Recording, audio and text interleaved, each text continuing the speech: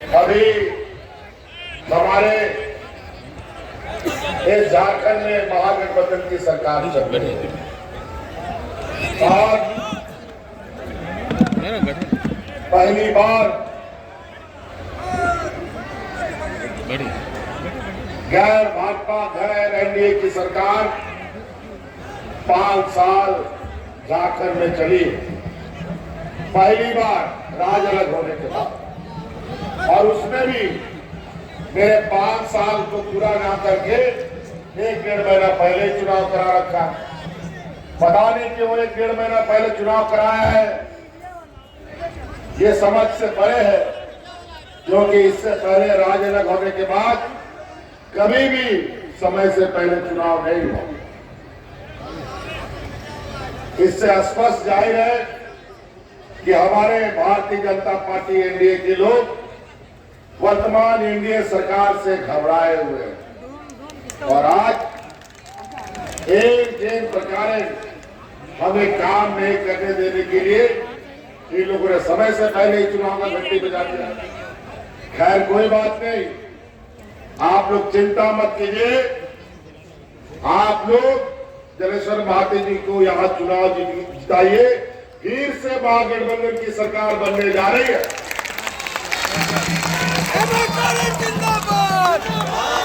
एक ठगों, लुटेरों और जुमलेबाजों की सरकार नहीं बनने देंगे।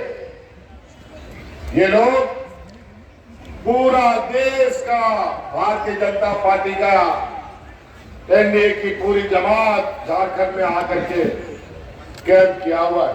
ठीक है सर।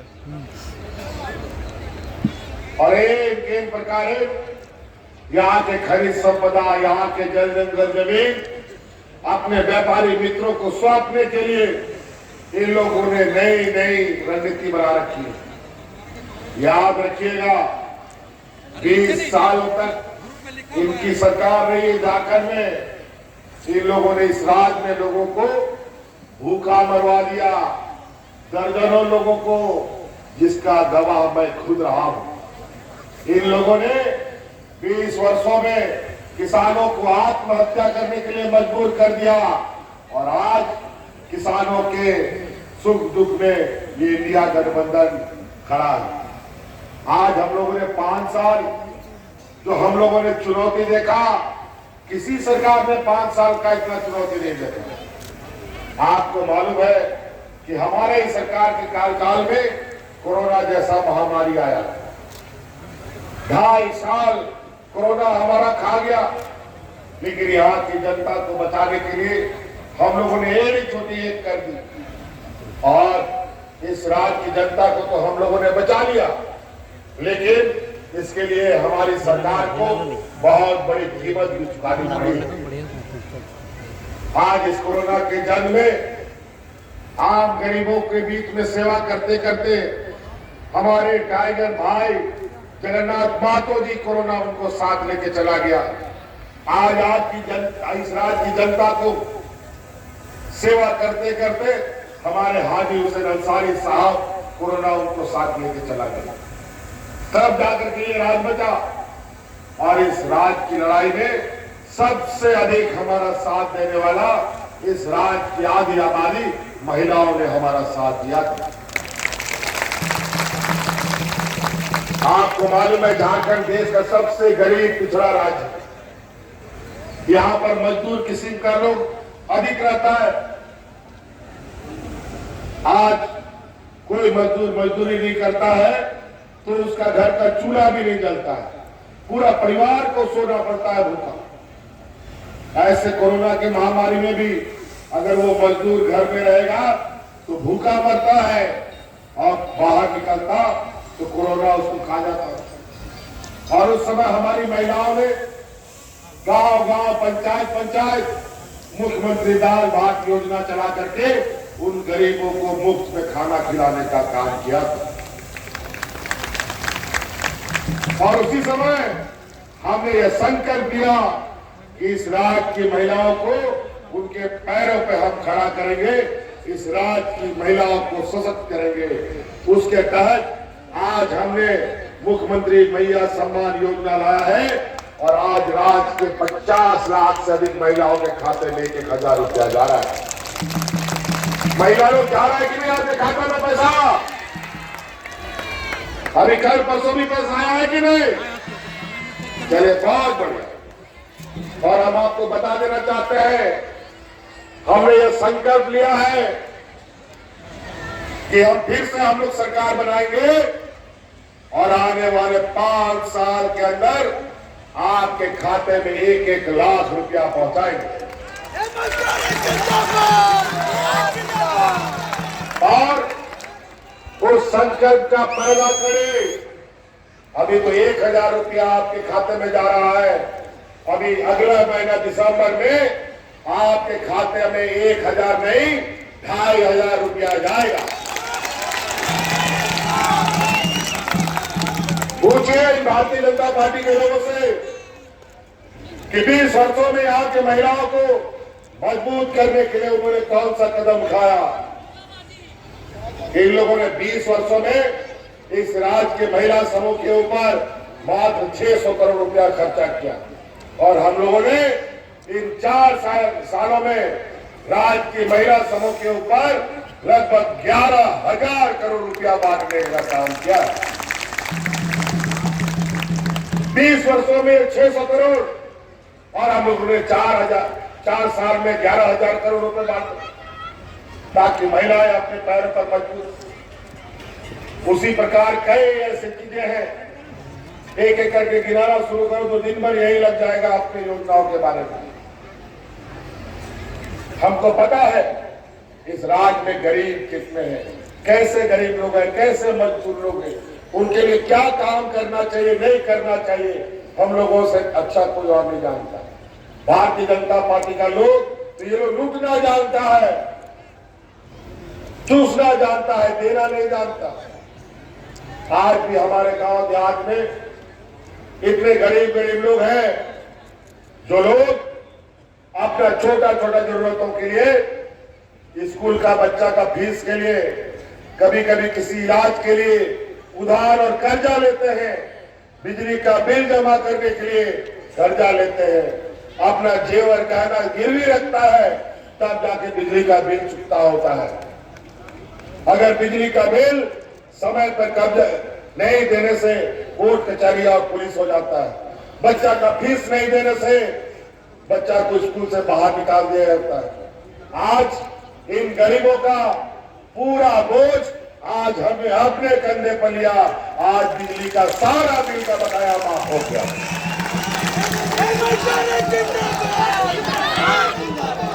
बिजली का बिल बकाया हुआ कि नहीं? बिजली का बिल बकाया हो गया, बोझ कम हुआ कि नहीं? चलिए पूछिए भारतीय जनता पार्टी के लोगों से कि इन लोगों ने 20 सालों में इस राज्य के गरीबों का बोझ कितना कम किया। एक भी नहीं बता पाएंगे। कई ऐसी चीजें, एक समय ऐसा था इस राज्य में 2019 से पहले डबल इंजन की सरकार में गांव में 1-2 लोगों को वृद्धा पेंशन मिलता था, 1-2 महिलाओं को विधवा पेंशन मिलता था, क्योंकि हम लोगों ने नियम बना रखा था कि लिमिट है, इससे अधिक हम लोग पेंशन नहीं दे सकता। हमने सारा लिमिट हटा दिया। इस राज्य के हर बुजुर्ग, हर महिलाओं को हम सरकार की तरफ से पेंशन देते हैं और ये देश का पहला राज्य है जहां सर्वजन पेंशन चलता है। ये बेईमान लोग, ये लोग बुढ़ापे का भी लाठी छीन लेता है। गरीब गुरुआ चाहे कोई भी व्यक्ति हो, आज राज्य में जितने भी कर्मचारी हैं और देश में जितना भी कर्मचारी है, सरकारी कर्मचारी, इनको रिटायरमेंट के बाद कोई पेंशन नहीं मिलता है। इनका सारा पेंशन का पैसा बाजार में, शेयर बाजार में लगा देता है और आज शेयर बाजार पनडुब्बी की तरह डुबकी मारता रहता है, 1 भी रुपया फायदा नहीं होता।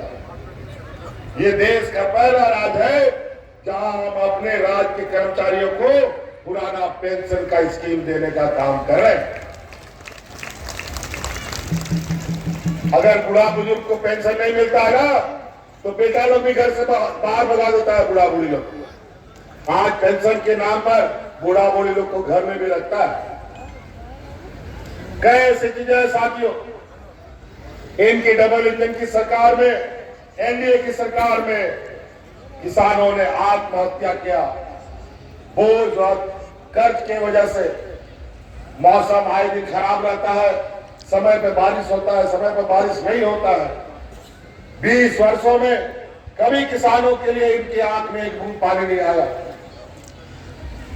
राज अलग होने के बाद पहली बार किसानों का 2 लाख रुपया तक का ऋण माफ करने का काम हमारी सरकार ने किया।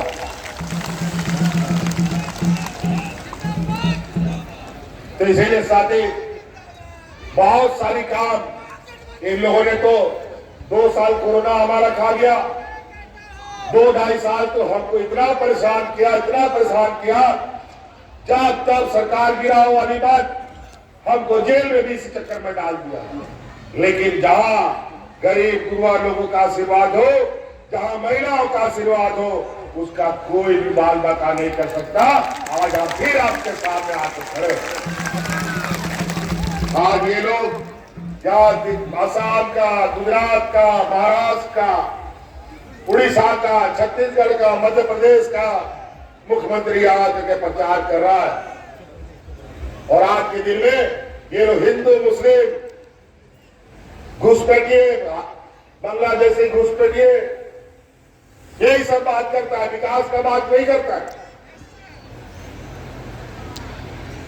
समाज में कैसे उन्माद फैले, कैसे हमारे समाज के बीच में हम लोग लड़े पीटे मरे कटे, यही काम ये लोग बोलता है।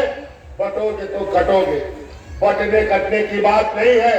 ये लोग ऐसा जहर हमारे समाज के बीच में डालता है कि हम लोग आपस में लड़ मरते। ध्यान रखिएगा इन जहरीले लोगों से। ये लोग बेटी रोटी माटी का बात करता है। क्या बेटी, क्या रोटी, क्या माटी का बात करेगा? आज इस देश के, यहाँ के मूल देश के रैयतों को विस्थापित करने वाले इन्हीं का व्यापारी जमात के लोग। रोटी का बात, डबल इंजन की सरकार में राशन कार्ड लेकर के लोग भाग करके मर गया। क्या रोटी का बात करेगा? बेटी का बात करता है। असम का मुख्यमंत्री यहाँ पर साल भर से बटरा रहा है, हमारा सरकार गिराने में लगा रहा। और आज यहाँ पर उससे पूछो कि आप असम के मुख्यमंत्री, नॉर्थ ईस्ट डेवलपमेंट अथॉरिटी का चेयरमैन भी है, उसको पूछो मणिपुर में वहां की महिलाओं के साथ ही क्या कर रहा है। पूछो आज तक प्रधानमंत्री वहां क्यों नहीं गया, पूछो आज तक वहां का सीएम वहां क्यों नहीं गया। वहां पर भारतीय जनता पार्टी की सरकार है, वहां पर महिलाओं को नंगा करके सड़कों पे दौड़ाया जाता है और आज तक कोई कुछ नहीं बोलने वाला। भारतीय जनता पार्टी की सरकार में वही जाके देखो, अभी कर्नाटका में भी कहा कि इलेक्शन हुआ था, वहां का एक मंत्री का बेटा दुनिया भर का महिलाओं के साथ अवैध संबंध बना करके रखा, वीडियो बनाता था और चुनाव के बीच में ये बीजेपी की सरकार ने उसको विदेश भगा दिया। क्या बेटी का बात करेगा लोग? पूछो गुजरात में बिल्किस बानो के साथ सामूहिक बलात्कार करने वाले लोगों को कौन जेल से छुड़ाता है और वोट मंगवाता है? बेटी का बात करता है ये बेमान लोग। जब इसमें नहीं सकता है विकास के बातों पर, तो ये जहर बोलते हैं, हिंदू मुस्लिम करते हैं। अभी आरक्षण की बात बोल रहे हैं इनके बड़े नेता आकर के, आरक्षण खत्म करने का बात कौन बोल रहा है? पूछे 2015 में इनके संघ प्रमुख प्रधानमंत्री के पास प्रस्ताव रखता है कि आरक्षण कब तक मिलना चाहिए कि नहीं मिलना चाहिए, इस पर अब कमेटी बनना चाहिए। ये लोग बोलते हैं संविधान बदलेंगे, ये लोग कहते हैं आरक्षण समाप्त करते हैं करेंगे, और ये हम लोग को बोलते हैं आरक्षण समाप्त करें। और याद रखिएगा ये चुनाव में अगर हम लोगों ने कोई गलती की तो दिल्ली में बैठे ये लोग इस राज्य में डिलिमिटेशन करके हमारे सभी अधिकारों को खत्म करने का काम करेगा।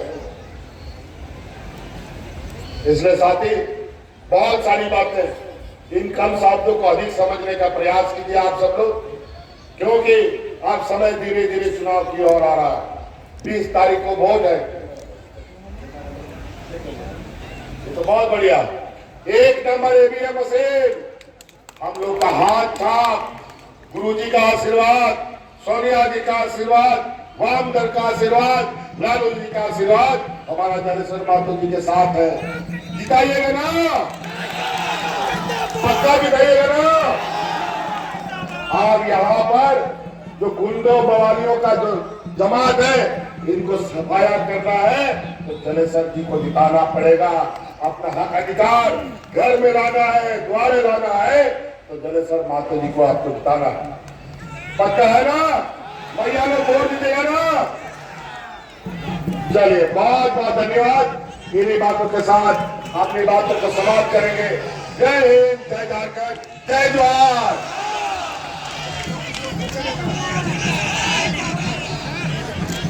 सर एक बार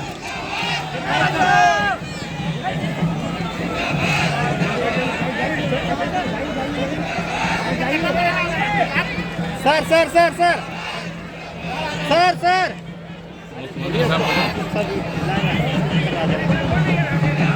एक बार सर ऐसे रंजन जी जहाँ भी हो कृपया माइक पर आने का प्रयास करेंगे। चाचा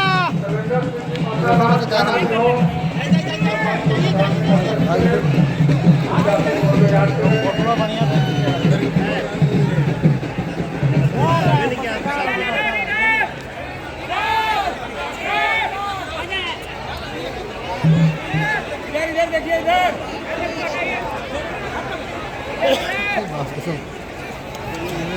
मतलब जो लाइक करते हैं बाहर उतरो।